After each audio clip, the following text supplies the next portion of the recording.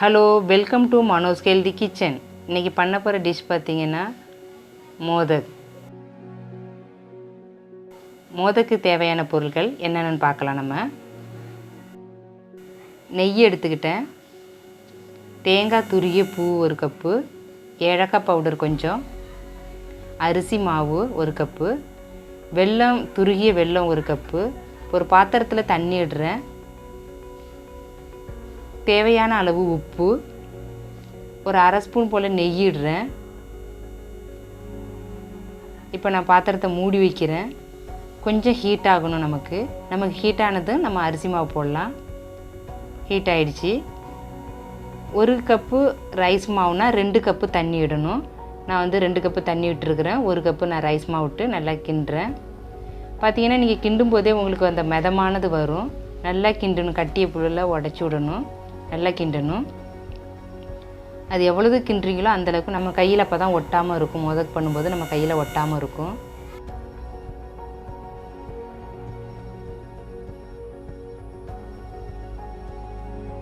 மாவு நல்லா இதாகிடுச்சு, ரெடி ஆகிடுச்சு.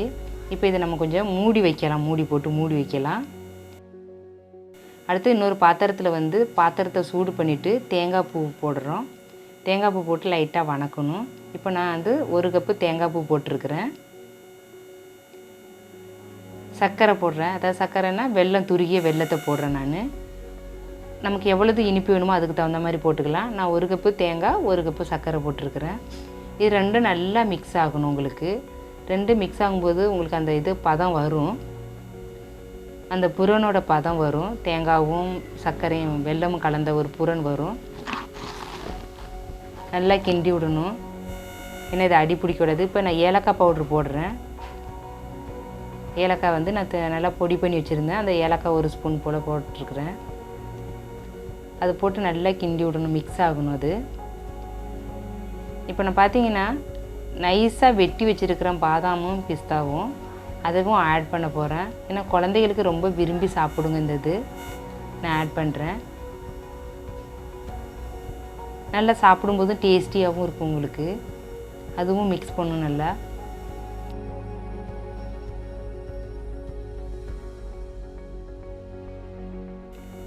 மோதக்கு பண்ணுறதுக்கு மாவு இது பண்ணுறேன், கோல் பண்ணுறேன்.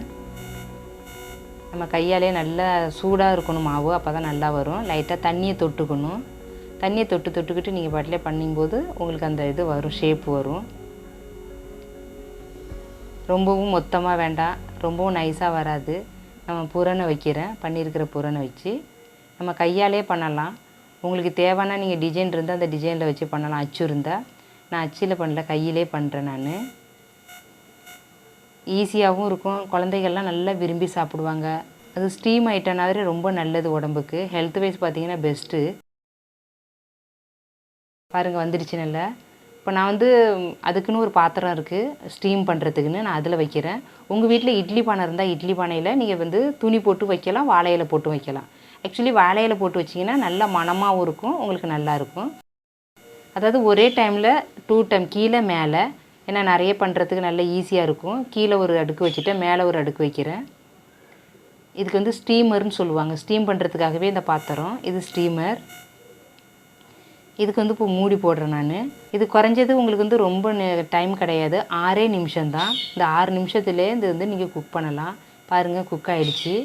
அப்படியே கலர் கூட சேஞ்ச் ஆகலை உங்களுக்கு. பாருங்கள் கீழே உள்ளதும் வந்திருக்கு, மேலே உள்ளதும் வந்திருக்கு. நான் மோதக்கு பண்ணியிருக்கிறேன். உங்கள் வீட்டில் நீங்களும் மோதக்கு ட்ரை பண்ணி பாருங்கள்.